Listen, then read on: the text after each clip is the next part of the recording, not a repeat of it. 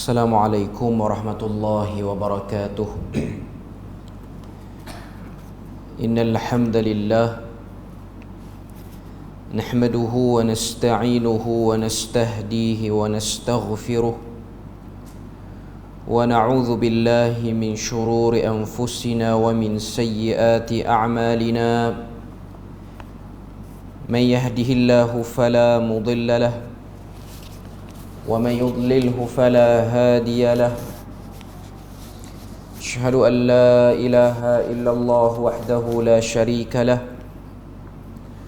وأشهد أن محمدا عبده ورسوله.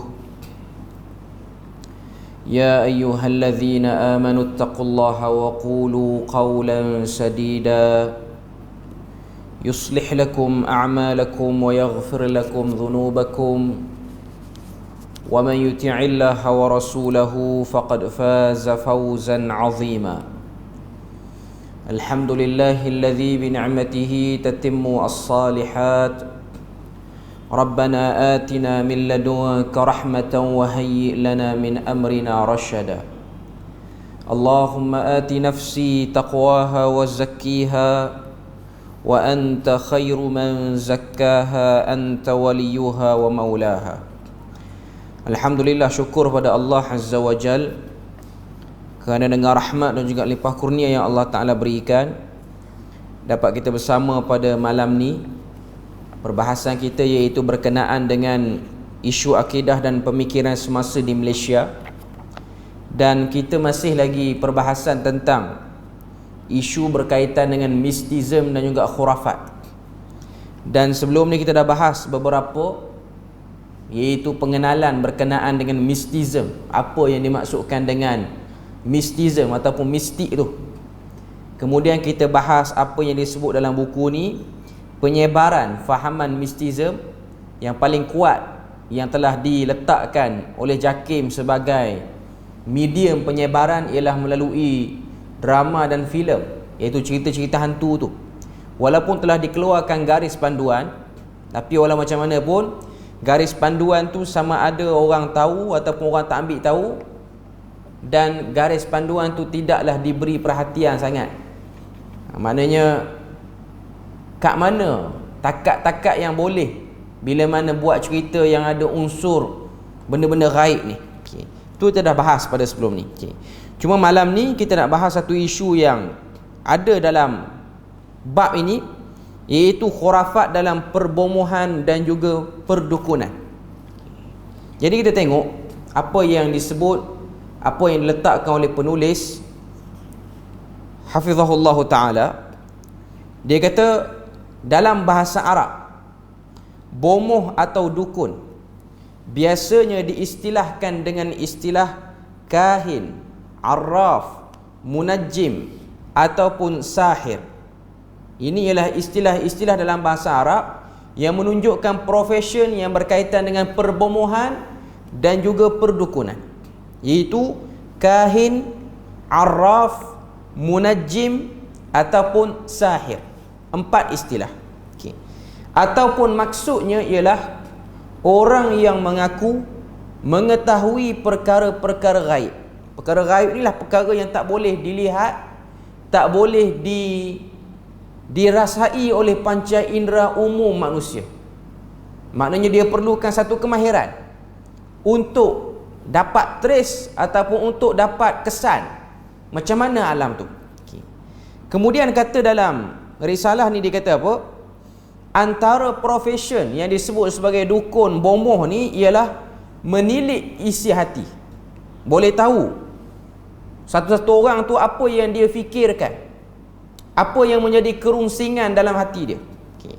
Kemudian membaca fikiran, menilik nasib dan juga masa depan yang terdiri daripada jodoh, orang yang hilang, benda yang hilang dan sebagainya dengan cara melihat sesuatu. Okay. Jadi ini yang duduk dalam definisi perbomohan dan perdukunan. Okay. Jadi dia sebut antara medium yang digunakan untuk buat benda-benda ni, iaitu untuk tahu benda gaib, untuk tahu isi hati, baca fikiran, nasib masa depan, jodoh, orang hilang, benda hilang, biasanya medium yang digunakan ialah melihat pergerakan bintang. Selain daripada tu, melihat urat yang ada di tapak tangan. Selain daripada tu ialah perkiraan tarikh lahir dan pelbagai medium lagi. Okay. Jadi bila mana sebut dukun dan bomoh, satu lagi pawang, cuma dalam buku ni tak sebut. Okay. Ia merangkumi beberapa kebolehan. Cuma dalam bahasa Arab dia ada beza. Kahin, arraf, munajjim dengan sahir, ini lain-lain. Kahin ni ialah melihat benda yang belum berlaku.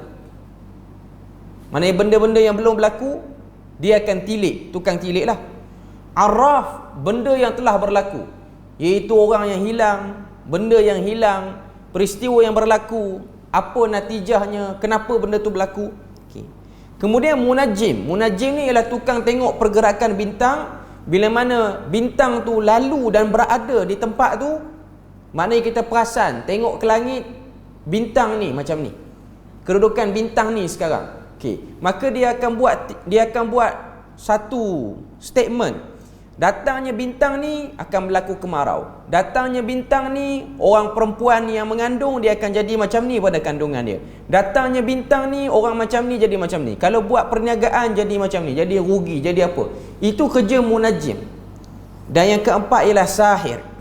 Sahir ni ialah orang-orang yang tahu mantra-mantra untuk berinteraksi, berhubung dengan jin yang jahat untuk buat sesuatu. Apa yang dia nak buat? Dia nak lembutkan hati orang supaya orang tu jatuh cinta. Dia nak bagi orang tu sayang jadi marah. Itu kerja sahir. Okay. Jadi ini benda dan perkara yang kita tengok yang diletakkan dalam buku ni. Okay. Dia kata bomoh atau dukun turut bekerjasama dengan jin bagi menyakiti atau menzalimi sasaran mereka. Cuma kita masyarakat Melayu ni, dia panggil bomoh, dia panggil dukun. Kadang-kadang panggil tukang tilik, kadang-kadang panggil ahli nujum, kadang-kadang panggil pawang. Okay. Cuma kesemua benda-benda ni lebih kurang saja dengan apa yang berlaku pada zaman jahiliah dulu, iaitu adanya profession yang namanya arraf, kahin, yang Nabi sebut tentang larangan-larangan mendatangi mereka-mereka ini. Dan beratnya hukuman mereka yang terlibat dengan benda ni dan hukuman yang menanti di dunia, iaitu dari segi perundangan dan juga hukuman di akhirat pun disebut. Cumanya kita nak sebut ni dari segi realiti yang berlaku dalam negara. Dia kata bomoh atau dukun, mereka golongan yang bekerjasama dengan jin bagi menyakiti atau menzalimi sasaran mereka. Antaranya ialah memisahkan suami dengan isterinya atau menjadikan mereka yang terpisah kembali sayang, pun kerja bomoh dan dukun. Amalan perbomohan atau perdukunan ini juga seringkali dikaitkan dengan perlakuan atau kejadian paranormal. Maknanya benda-benda yang kita tak boleh faham macam mana benda tu boleh terjadi, iaitu sesuatu yang sukar dijelaskan secara saintifik ataupun secara rasional. Tiba-tiba benda tu jadi, tiba-tiba perkara tu berlaku. Ini disebut sebagai paranormal. Dan inilah kebolehan-kebolehan yang ada pada golongan yang dipanggil dengan nama dukun ataupun bomoh ini. Dalam menghadapi isu perbomohan dan perdukunan ini, kita tengok dulu hadis-hadis Nabi yang berkait. Ada banyak hadis Nabi yang menjelaskan tentang arraf, kahin, sahir, munajjim. Antaranya lah hadis yang diriwayatkan oleh Imam Muslim, seperti mana maksudnya, kata Nabi, man ata arrafan au kahinan. Sebahagian riwayat kata man ata arrafan, sesiapa yang mendatangi arraf, dukun, dan bertanya kepadanya tentang sesuatu, fasa'alahu an syai', tanya tentang sesuatu, lam tuqbal salatuhu arba'ina laylah, tidak akan diterima salatnya selama 40 malam. 40 hari 40 malam. Menunjukkan besarnya kesan orang yang percaya pada benda ni. Dia pergi, dia tanya sebab dia nak dapatkan jawapan terhadap benda-benda pelik yang berlaku pada diri dia beberapa hari. Dan dia percaya. Kesannya, implikasinya, ibadah dia terganggu, iaitu ibadahnya ditolak oleh Tuhan. Dalam masa yang sama, walaupun dia tahu akibat percaya bomoh itu menyebabkan salatnya tertolak, tapi dia tetap kena solat juga. Kata para ulama, dia tetap kena salat. Okey. Dalam riwayat lain, riwayat yang disebut oleh Al-Imam Ahmad, Nabi kata, man ata kahinan aw arrafan, siapa-siapa yang mendatangi kahin ataupun arraf, fasaddaqahu, lalu dia membenarkan apa yang dukun dan pawang bomoh tu sebut, faqad kafara bima unzila ala Muhammad, maka dia telah kufur terhadap apa yang diturunkan oleh Allah Ta'ala kepada Nabi Muhammad, iaitu Al-Quran. Jadi hadis-hadis ni syadidul wa'az, merupakan pada kita satu tegahan, ancaman yang sangat-sangat keras daripada Nabi. Larangan tak boleh terlibat langsung, tapi bukan menafikan adanya kesan terhadap perlakuan ataupun aktiviti ni. Sihir ada, sihir benda tu ada. Berdasarkan ayat 102 daripada suratul Baqarah, Tuhan cerita panjang tentang bagaimana bibit awal bermulanya sihir. Kita buka surah Baqarah, kita akan tengok Tuhan sebut, wattaba'u ma tatlu syayatinu ala mulki Sulaiman wama kafara Sulaiman walakinna syayatina kafaru yu'allimuna an-nasa as-sihra. Mereka, iaitu mereka-mereka yang berada di bawah pemerintahan Nabi Sulaiman selepas wafat Nabi Sulaiman, iaitu manusia, jin, segala macam makhluk. Wattaba'u ma tatlu syayatin, telah mengikut apa yang dibacakan oleh syaitan. Wama kafara Sulaiman, Allah Ta'ala nafi, Sulaiman itu tidak kufur. Walakinna syayatina kafaru, tetapi yang kufur itu ialah syaitan. Kenapa dia kufur? Yu'allimuna an-nasa as-sihra, kerana telah mengajarkan sihir kepada manusia. Kalau kita baca dalam tafsir At-Tabari, Abu Ja'far At-Tabari, tafsir Tabari terkenal, dia sebut tentang beberapa riwayat, walaupun riwayat ni ialah riwayat-riwayat Israiliyat yang taklah terlalu lemah untuk dicerita dan dibawakan ke sini, iaitu bagaimana bermulanya sihir ini berlaku pada zaman Nabi Sulaiman. Sebenarnya bukan pada zaman, di akhir hidup Nabi Sulaiman dan selepas wafat Nabi Sulaiman.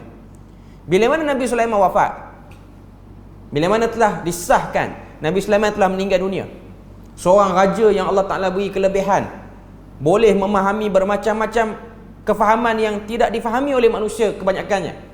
Antaranya ialah bahasa haiwan, antaranya ialah memerintah angin, memerintah jin yang paling kuat di kalangan bangsa jin, iaitu Ifrit. Itu disebut dalam Al-Quran. Tiba-tiba datang syaitan bisik kepada manusia-manusia yang hidup pada waktu tu, terutamanya daripada kalangan Bani Israel. Apa yang dia orang bisik? Mengikut riwayat Israiliyat, dia kata apa yang Nabi Sulaiman dapat tu, iaitu boleh faham bahasa haiwan, boleh arah angin, boleh arah jin, ianya ialah ilmu yang boleh dipelajari. Macam mana nak dapat ilmu tu? Okey, baca apa yang tertulis dalam suhuf-suhuf ni, buku-buku ni. Itu sebahagian riwayat Israiliyat kata. Maknanya syaitan tu tulis siap-siap mantra-mantra yang sesat ni, lalu mendakwa inilah ilmu Sulaiman. Sedangkan ilmu Sulaiman tu ialah mukjizat yang tak boleh dipelajari dan tak boleh diwarisi hatta pada zuriat Nabi Sulaiman pun, sebab ianya mukjizat, benda yang tak boleh dipelajari. Okey. Jadi mereka tertipu, dan bila mana mereka test, tengok dalam buku tu, dalam tulisan tu, ilmu yang boleh menyebabkan orang tunduk pada kita, dibaca mantra ni, test, jadi orang tunduk. Ilmu yang boleh mengarah jin, baca, test, jadi. Ilmu boleh arah angin, baca, test, jadi. Ilmu nak bagi pelarih perniagaan yang kita buat, test, jadi. Seronok, perasaan seronok datang, walaupun ilmu tu ilmu tak betul.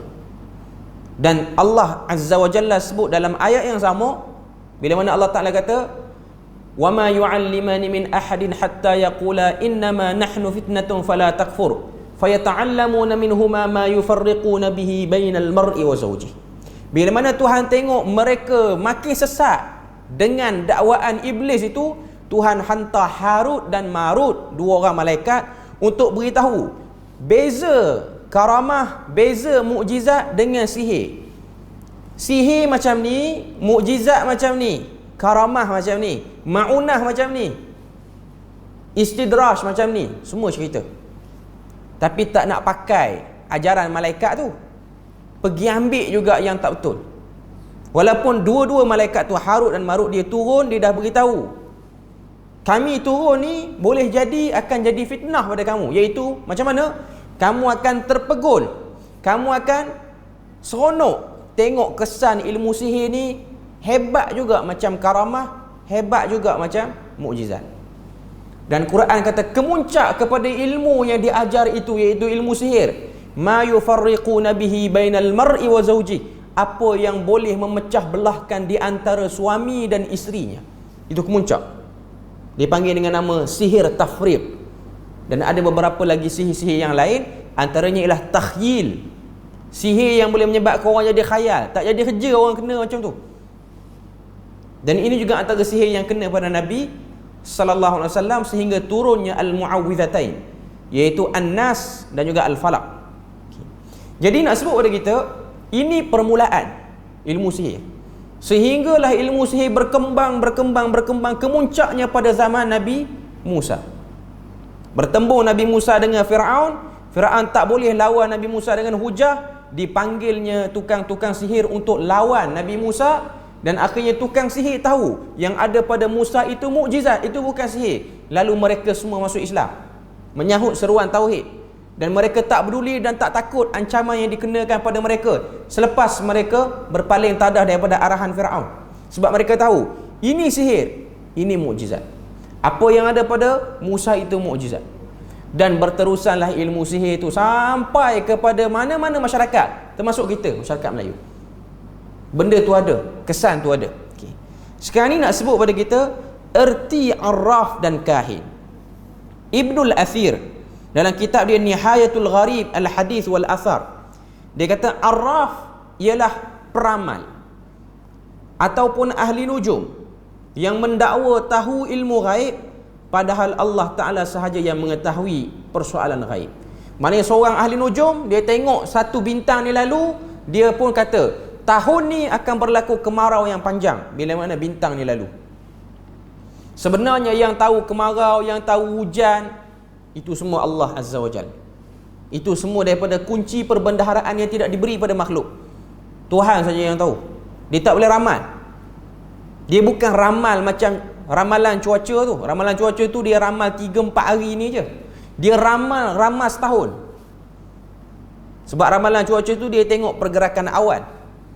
Yang ni bukan tengok pergerakan awan, tengok pergerakan bintang. Berdasarkan ilmu-ilmu sihir yang dia tahu, mantra-mantra sihir, dapat maklumat daripada syaitan yang turun naik ke langit dengan maklumat lama dicampur aduk dengan cerita bohong.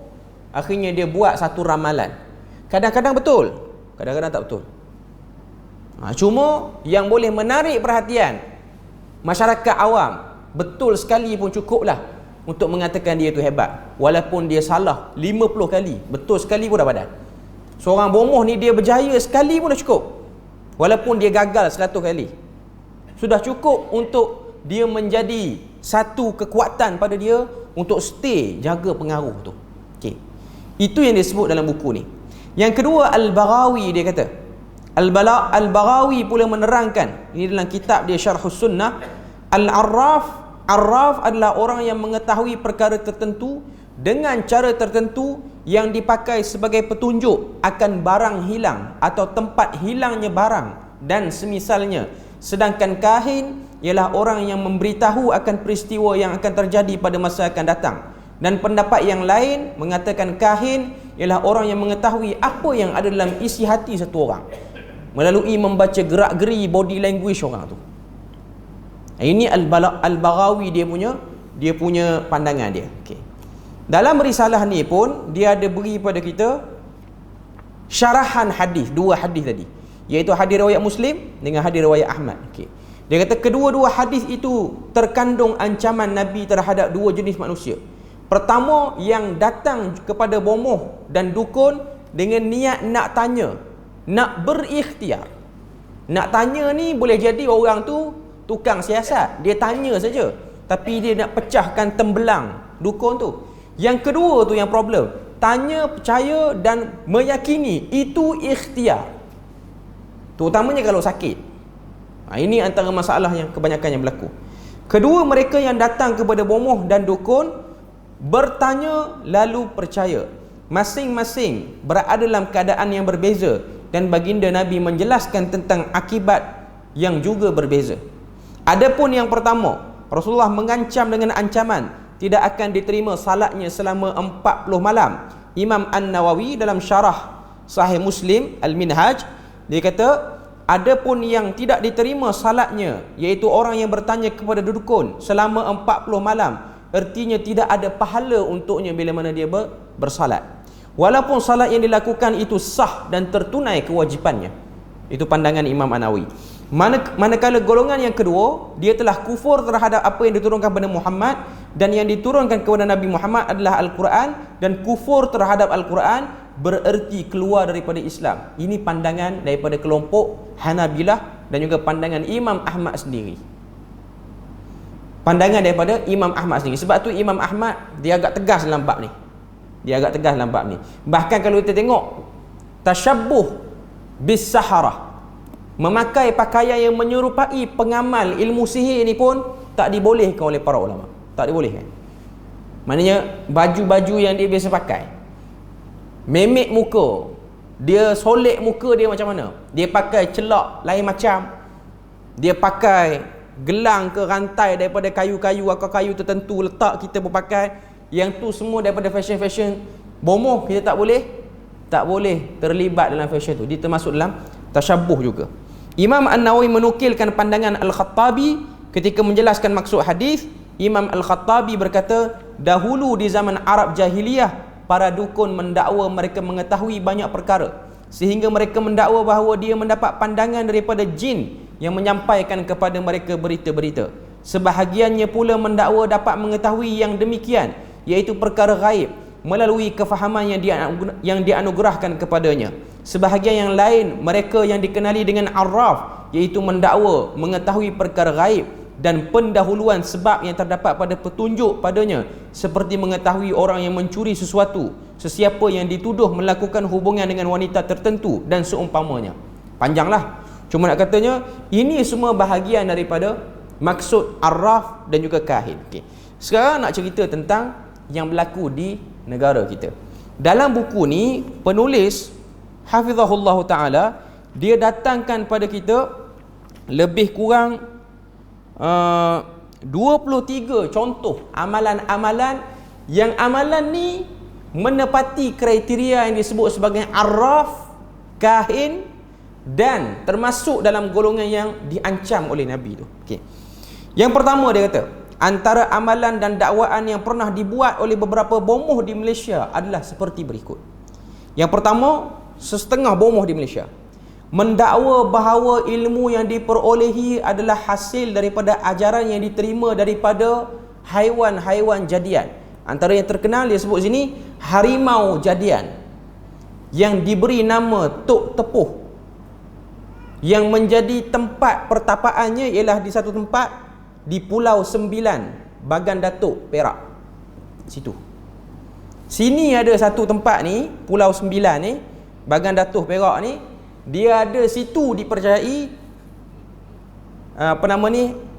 harimau jadian yang diberi nama Tok Tepuh ataupun Tok Tepuh. Macam-macam panggilan. Okay. Jadi untuk dapat ilmu daripada harimau jadian tu, kena buat sesuatu. Bukan lalu-lalu sambil-sambil jalan-jalan nak pergi ke tempat lain, bukan. Ada tata cara, ada kaifiat dia. Iaitu perlu bertapa di dalam sebuah telaga batu, di dalam sebuah gua di kawasan itulah. Selepas itu menyambung pertapaan itu dan berguru pula dengan binatang-binatang jadian yang lain. Antara yang dia sebut sini ialah dengan naga dan kadang-kadang seekor ikan duyung selama 77 hari. Sakan tu nak boleh ilmu tu. Macam-macam bertemu ikan duyung lagi, bertemu naga lagi, bertemu harimau Tok Tepuh lagi. Baru selesai penerimaan ilmu tu. Ini by reality yang berlaku di Malaysia, dan inilah kes yang diambil oleh JAKIM.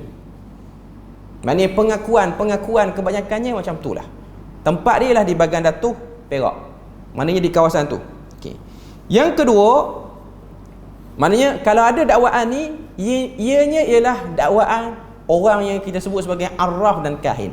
Kalau dia percaya harimau jadian tu ada kelebihan, naga tu ada kelebihan, ikan duyung tu ada kelebihan, nak bertemu kena ada hari tertentu, tak boleh keluar pada gua, kena masuk telaga sekian, makan benda ni, itu semua benda tu dia termasuk dalam ciri-ciri arraf dan kahin di Malaysia.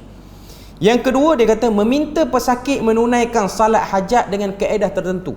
Salat hajat dengan kaedah tertentu yang agak berat, seperti selama 10 malam dengan satu imam dan 11 makmum bagi tujuan mengubat penyakit. Kena salat hajat 10 malam berimam, iaitu berjemaah, dan jemaah dia punya bilangan tak boleh lebih pada 11 orang termasuk imam. Maknanya yang belakang 10, imam 1, 11. Okay. Tujuan dia ialah untuk merawat satu-satu penyakit itulah. Jika tidak mampu, perkara tersebut tidak boleh diwakilkan kepada bomoh itu sendiri. Jika tidak mampu, perkara tersebut boleh diwakilkan kepada bomoh itu sendiri dengan bayaran tertentu yang sangat tinggi bagi tujuan tersebut. Orang dia pergi dekat bayaran tu sebenarnya. Dia pergi dekat banyak duit tu. Okay. Kalau tak boleh buat salat hajat selama 10 malam dan bilangan rakaat dia sangat banyak, bacaan ayat dia pun panjang-panjang, lepas pada tu jemaah tak boleh lebih pada 10 orang, tambah imam 11 orang, dan kena buat berterusan selama 10 malam. Tak mampu buat, boleh sab kepada bomoh tu sendiri, tapi ada bayaran dan pengerasnya yang sangat tinggi. Maknanya nak sebut sini, antara bentuk perbomohan dan perdukunan ada unsur salat dalam tu, tapi salat yang tak betul. Ini bukan salat yang Nabi ajar. Ini salat merupakan ritual untuk menajam dan orang kata apa, memujarabkan amalan tu. Okay.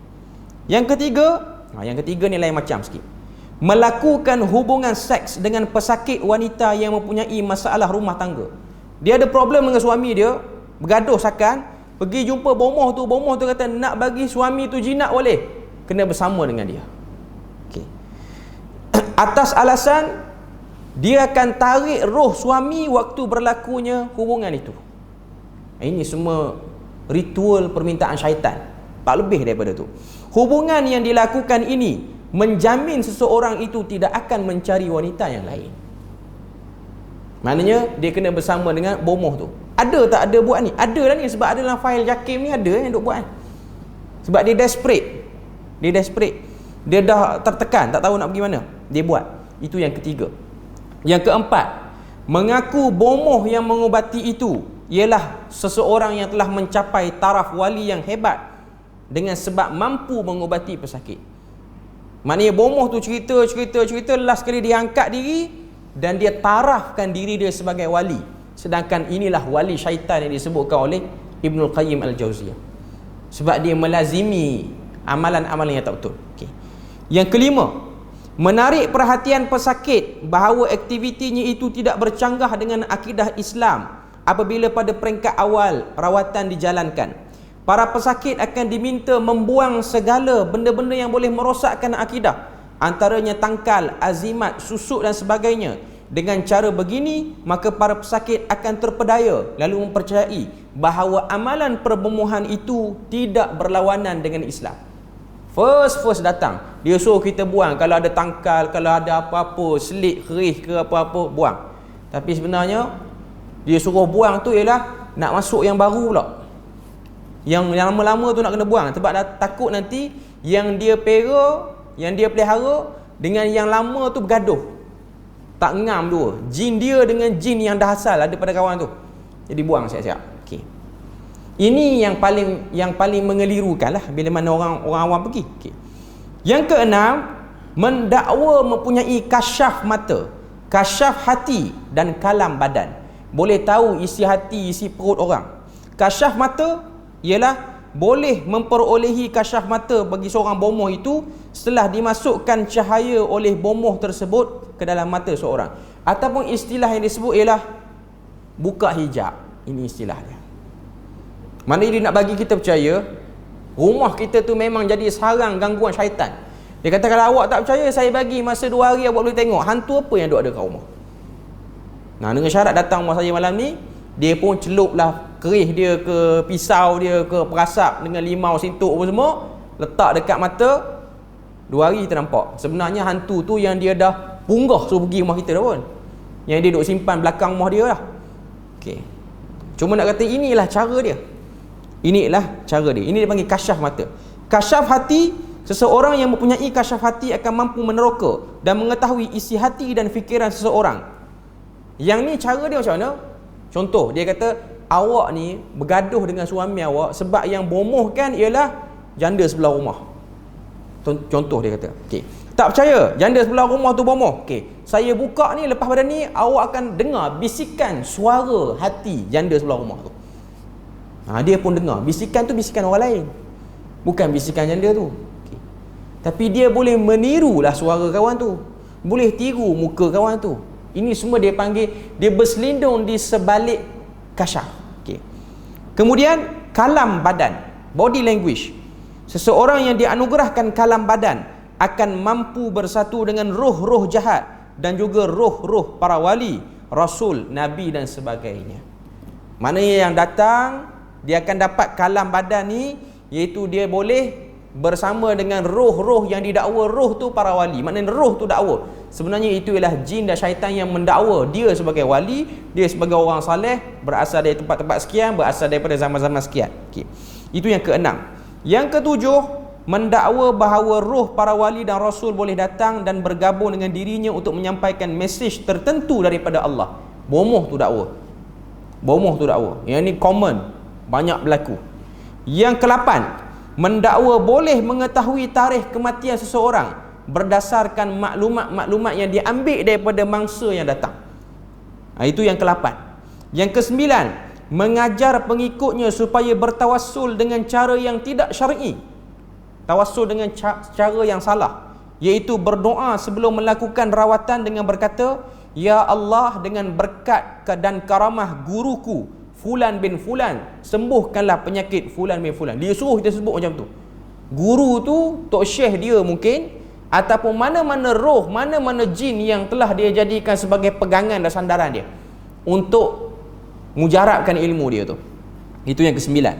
Yang ke-10, mengajak si pesakit berbai'ah untuk mengikut segala arahannya dan juga arahan gurunya, dan meminta untuk dirahasiakan benda ni kepada orang ramai.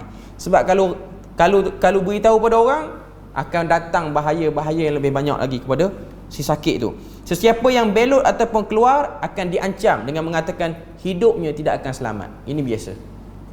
Bila mana dia punya khurafat tu pekat sangat, dia akan ada hidangan-hidangan ancaman dulu. Itu yang ke-10. Yang ke-11, menyuruh memakan ketulan ais sebagai satu syarat mendapatkan karamah pada guru.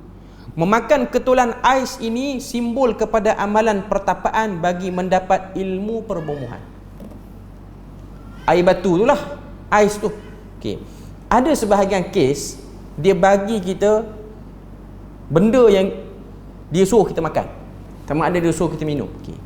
Setengah-setengah kes yang saya dapat maklumat daripada penulis buku ni, ais ni betul ais, air batu itulah. Dan yang kedua, ais ni ialah dadah sebenarnya. Dia bagi kita khayal, kita pun nampak segala macam mambang depan kita. Betul, kita mengaku. Maknanya dia campur sesuatu, termasuklah dadah, benda-benda yang menkhayalkan pun boleh jadi. Okay. Yang ke-12, mendakwa mempunyai bala tentera dan kapal terbang gaib. Ini antara dakwaan-dakwaan yang ada di Malaysia. Yang ke-13, seterusnya, mendakwa mempunyai masjid jin. Saya kena sebut sebab ni memang Jakim sebut. Mendakwa mempunyai masjid jin di Gunung Jerai, Kedah. Ni disebut. Isu Gunung Jerai ni dah lepas dah, tapi dah ada dalam buku ni, saya sebut lah. Nak panah pun panah lah pada ni. Okay. Dan mengaku sering bermesyuarat dengan golongan jin di gunung-gunung tertentu. Antara gunung yang ada senarai ni ialah, yang paling dekat dengan kita ni Gunung Jerai lah. Yang kedua ialah Gunung Sang Tubong. Yang ketiga ialah Gunung Tebu di Terengganu. Pun ada juga. Gunung Tebu ni tak famous sangat. Dia bukan gunung, dia bukit sebenarnya. Tapi orang panggil Gunung Tebu. Okay. Semua kawasan-kawasan lokasi-lokasi ini didakwa mempunyai perkampungan bunian, yang mana bunian itu memang ada special power yang boleh bagi pada bomoh tu.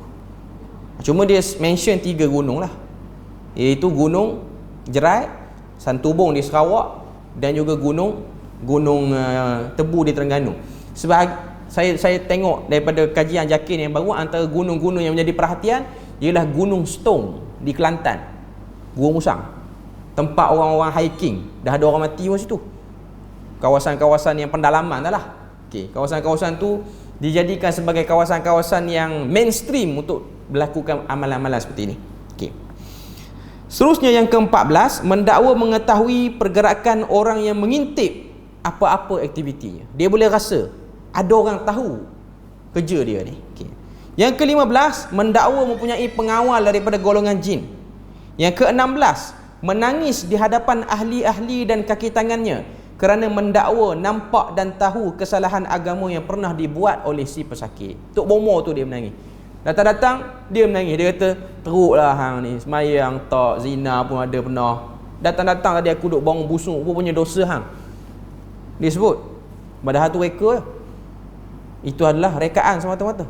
Sebab benda tu tak akan diketahui melainkan kepada Nabi yang dapat wahyu. Seterusnya yang ke-17, ini yang common, yang biasa, menggunakan keris untuk mengubat dan mempercayai keris tersebut ada penunggunya. Ini yang ke-17. Yang ke-18, mendakwa boleh memberi berkat syafaat kepada murid atau pengikutnya. Yang ke-19, mendakwa mempunyai keberkatan kerana dikatakan boleh menarik duit para pelanggan, di mana mereka akan mengeluarkan sebanyak mana wang yang mereka ada untuk membeli ubat, menderma atau seumpamanya. Maknanya ada unsur boleh tarik duit. Yang seterusnya, yang ke-20, boleh memberitahu pengikutnya atau pesakit yang datang bahawa dirinya telah dilihat berpakaian biasa, tetapi sebenarnya beliau mendakwa seperti wali Allah yang berjubah serba putih, berserban, bermisai dan berjanggut. Ini normal. Yang ke-21, mendakwa boleh pergi ke mana-mana tempat dengan mudah dan pantas, seperti dakwaan-dakwaan boleh pergi serta-merta ke China, ke Mekah dan mana-mana negara. Tak perlu book flight, tak perlu lalu border, cek immigration, semua tak ada. Ini yang dia dakwa. Kemudian seterusnya yang ke-22, mengugut ahli atau pesakit agar jangan derhaka kerana kesannya tidak akan mendapat kesembuhan. Kalaulah dia tu pesakit, kalau dia tu anak murid tu akan tawar ilmunya, tak jadi mantra dia. Yang terakhir, mewajibkan ahli agar tidak bercampur gaul dengan masyarakat hatta tak pergi salat Jumaat pun. Ini normal. Ini 23 ciri-ciri perdukunan dan perbomohan yang ada di negara kita. Ini kajian Jakin.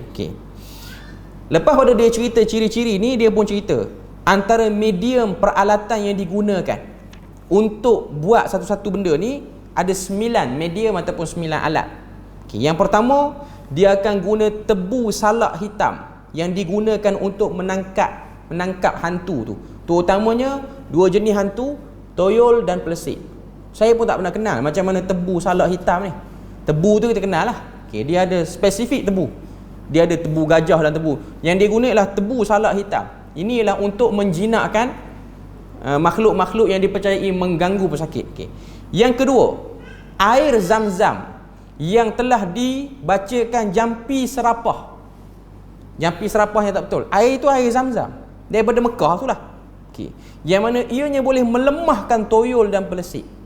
Bukan guna untuk baca dan minum, ambil berkat macam yang dalam hadis sebut, tapi untuk halau hantu. Yang ketiga, durian tunggal, pokok yang mati beragan. Ni saya tak tahu apa benda, saya baca je. Cuma ini adalah medium yang digunakan. Tampi beras yang dianyam oleh 44 orang anak dara sunti. Yang ni lama punya style. Yang ni hikayat Gunung Ledang punya style. Nak kena cari hati nyamuk sampai 7 dulang ni cerita dia.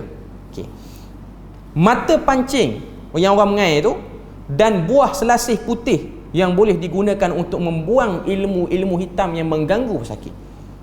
Ini antara benda. Tampi beras, durian tunggal, pokok yang mati. Sekarang musim durian kan. Durian yang jual tu tak jadi dia ada durian-durian yang tertentu tu.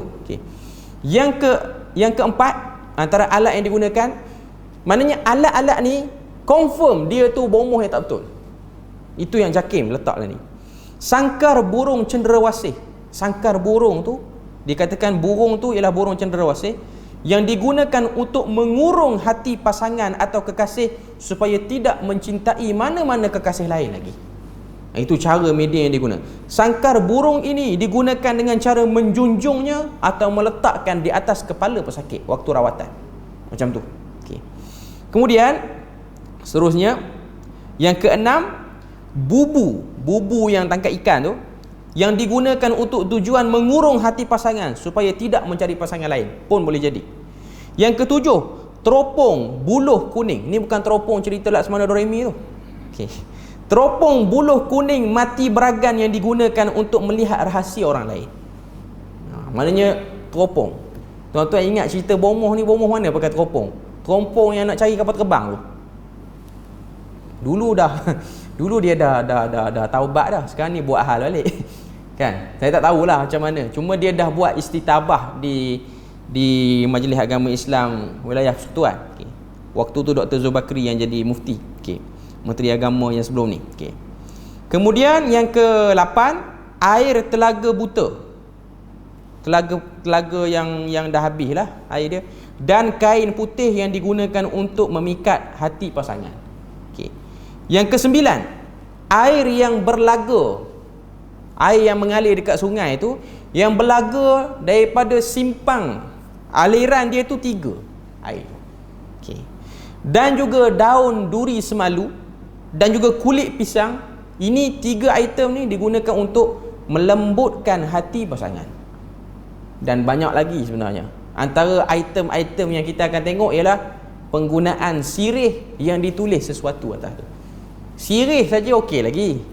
Sebab sirih tu memang dia ada benda-benda yang boleh dijadikan sebagai bahan rawatan. Tapi sirih yang dibaca jampi serapah tertentu, ataupun haiwan-haiwan yang dijadikan sebagai alat-alat pengorbanan, ayam hitam, termasuk jugalah ikan keli ke ikan haruan ke, benda-benda yang boleh digunakan sebagai alternatif ke arah ini. Ataupun dia boleh guna benda yang kita tak terfikir, benda tu dia nak jadi tumbal kepada sihir tu, ataupun orang kata apa, tempat kepada sihir tu boleh jalan. Antara yang diletakkan ialah, ni yang saya pernah tengok dan kajian-kajian yang tak dimasukkan dalam buku ni, antaranya ialah mencari cetakan Al-Quran lama, Quran Majid. Sekarang ni banyak masjid kita pakai Quran Mushaf Madinah tu dah, yang tulisan dia yang clear tu. Quran Majid yang orang belajar lama-lama tu, yang tulisan rapat-rapat tu.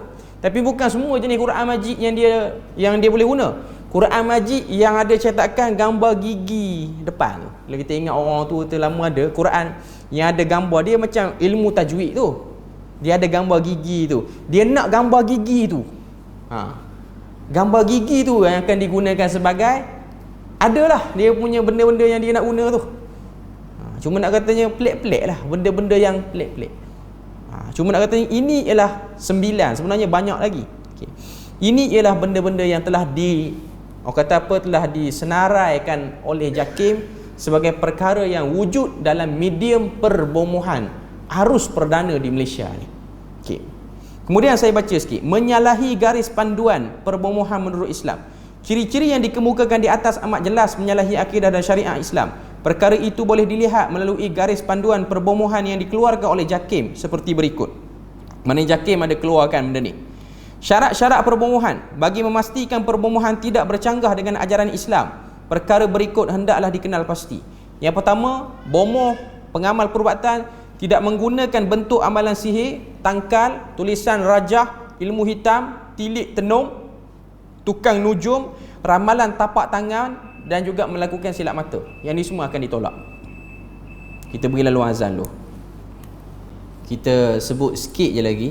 Bila mana JAKIM dia keluarkan garis panduan perbomohan menurut Islam ni, perkataan bomoh tu dia taklah melambangkan amalan tu mesti tak betul semua. Sebab perkataan bomoh ni ialah perkataan yang memang diterima dalam masyarakat Melayu kita sebagai ialah tukang rawat, perawat. Sebab bomoh tu boleh diterjemahkan sebagai doktor perubatan moden pun panggil bomoh juga. Setengah-setengah masyarakat panggil bomoh juga. Okay. Jadi nak tunjuk pada kita bahawasanya, sebab tu JAKIM dia keluarkan garis panduan. Saya tak sempat nak baca semua. Cuma dia ada sebut beberapa perkara. Antara yang saya boleh highlight sinilah, ialah bila mana nak pergi rawatan tu dia tidak ada ikrar, sumpah dan taat setia. kita mesti kena pergi rawat dengan kawan ni, tak boleh dengan orang lain. Yang ni ialah petanda-petanda ada problem pada rawatan tu. Lepas tu ada pantang larang yang pelik. Yang ni kita kena hindarkan. Lepas tu cara rawatan itu terlalu, orang kata apa, terlalu sulit. Kena duduk dalam bilik dia dengan pesakit saja, waris tak dibenarkan. Ini antara benda-benda yang boleh mengundang kepada ada salah laku yang dilakukan oleh bomoh itu. Kemudian perbomohan itu harus menggunakan ayat-ayat Al-Quran yang jelas, doa-doa yang jelas, dan segala jampi tu memang ada kalau guna ayat Quran pun, yang jelas, yang tidak mengandungi makna yang tak sepatutnya ataupun tak difahami langsung oleh orang-orang yang boleh faham. Sebab orang sakit ni kadang-kadang tak boleh faham. Cuma kalau dia pergi tanya dekat ustaz mana-mana ke, dia boleh bagi jawapan, ini ayat ni relevan untuk dibaca sebagai rawatan. Okey. Cuma nanti kita akan bahas dengan lebih detail lah. Kita akan bahas dengan lebih detail lagi apa yang ada dalam garis panduan perbomohan ni. Sebab saya rasa tak ramai orang tahu tentang wujudnya garis panduan ni dalam JAKIM di negara kita ni. Jadi kita berpada situ, moga Allah Ta'ala beri pada kita rahmat dan berkat dan jauhi kita daripada amalan-amalan yang tak jelas. Subhanakallahumma wa bihamdik, asyhadu an la ilaha illa anta wa astaghfiruka wa atubu ilaik. Assalamualaikum warahmatullahi wabarakatuh.